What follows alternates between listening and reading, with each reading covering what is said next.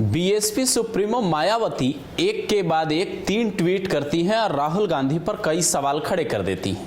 लेकिन सवाल यह है दोस्तों कि बीजेपी पे हमलावर होने की बजाय मायावती आखिर कांग्रेस को ही क्यों घेर रही है। इस बात पर आए उससे पहले जरा इनके ट्वीट देखिए और उसी ट्वीट के जवाब में कुछ लोगों ने कैसे कमेंट किए हैं, मायावती को लेकर क्या क्या कहा है वो भी आपको बताते हैं। कैसे मायावती इतने दिनों से चुप बैठी थी और अचानक अब लगातार ट्वीट करने लगी हैं। 14 अप्रैल को लेकर बसपा की तैयारी अलग है। बसपा अब वापस से अपना जमीन, जो सियासी जमीन मायावती ने तैयार की थी, वो वापस से पाने में जुटी है। इसे लेकर मायावती एक ऐसा ट्वीट करती हैं जिसे लेकर सवाल उठते ये हैं कि आखिर कांग्रेस को क्यों घेर रही हैं, बीजेपी पे क्यों कुछ नहीं कहती। वो लिखती हैं, वक्फ संशोधन बिल पर लोकसभा में हुई लंबी चर्चा में नेता प्रतिपक्ष द्वारा कुछ नहीं बोलना, अर्थात सीएए की तरह संविधान उल्लंघन का मामला होने के विपक्ष के आरोप के बावजूद इनका चुप्पी साधे रहना क्या उचित है। इसे लेकर मुस्लिम समाज में आक्रोश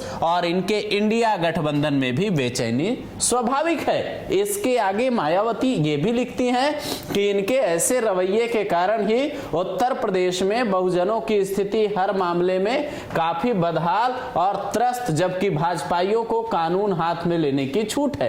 तमाम तरीके के आरोप मायावती लगाती हैं। वो ये भी लिखती हैं कि धार्मिक अल्पसंख्यकों को इनके छलावे से बचने की जरूरत है। मायावती के इस ट्वीट में ये बात तो दोस्तों साफ हो जाती है कि उनका जो कोर वोटर था, दलित और मुस्लिम, वो उन कोर वोटर को वापस लाने में जुटी हैं, क्योंकि कांग्रेस के लिए मुस्लिम वोट बैंक भी एक बड़ा वोट बैंक है और बसपा को इससे बड़ा नुकसान हो सकता है। और वक्फ बोर्ड बिल जब से आया है तब से ऐसी चर्चा भी है कि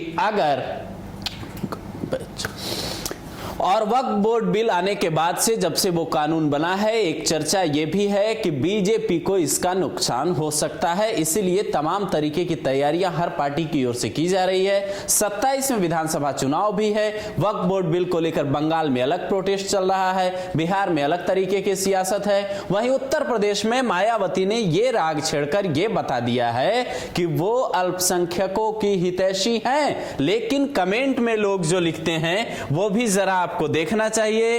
एक ने लिखा है कि देश के मुसलमानों को बताएं कि जब किसी हिंदू मंदिर, मठ, सिख गुरुद्वारा, ईसाई चर्च के ट्रस्ट में मुसलमानों के सदस्य बनने की व्यवस्था नहीं, तो नए वक्फ कानून में 2 हिंदू सदस्य बनाने का असंवैधानिक कार्य क्यों किया जा रहा है। और इसके बाद एक ने यह लिखा है, शिव प्रकाश नाम के यूजर ने, कि मुस्लिम फिर भी बसपा को वोट नहीं देगा, वक्फ बोर्ड समाप्त हो जाए उससे मतलब नहीं है, क्योंकि उसे दंगा फसाद पसंद है, जो कि सपा, कांग्रेस, आरजेडी जो बिहार की पार्टी है और टीएमसी जो बंगाल की ममता बनर्जी की पार्टी है, ये पार्टियां उनको खुलेआम ऐसा करने देती है। बाकी विपक्ष के गुलाम खुद मुसलमान हैं, विपक्ष की गलती नहीं है, विपक्ष इनका मुस्लिम नाम तक नहीं लेता।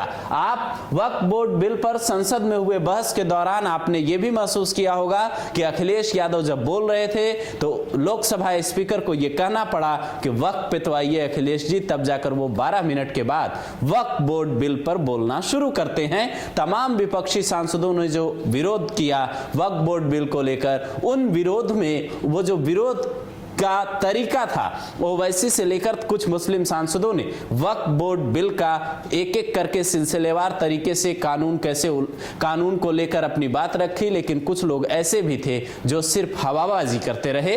अब सवाल ये उठता है कि देश का मुसलमान किसे पसंद करेगा, किसे चुनेगा, और 2027 के चुनाव की सियासी जमीन क्या मायावती अभी से इन ट्वीट के सहारे तैयार करने में जुटी है। आपको क्या लगता है, मायावती दलितों का मुद्दा जिस तरीके से कुछ समय से अब लगातार दोबारा से एक्टिव होने लगी हैं, दलितों और मुस्लिमों के मुद्दे पे लगातार ट्वीट कर रही हैं। पहले जिस तरीके से उनकी खामोशी थी, जिसे लेकर उन्हें बीजेपी की बी टीम तक कहा गया, आप इसे लेकर क्या सोचते हैं? कमेंट कर दोस्तों अपनी राय जरूर दें।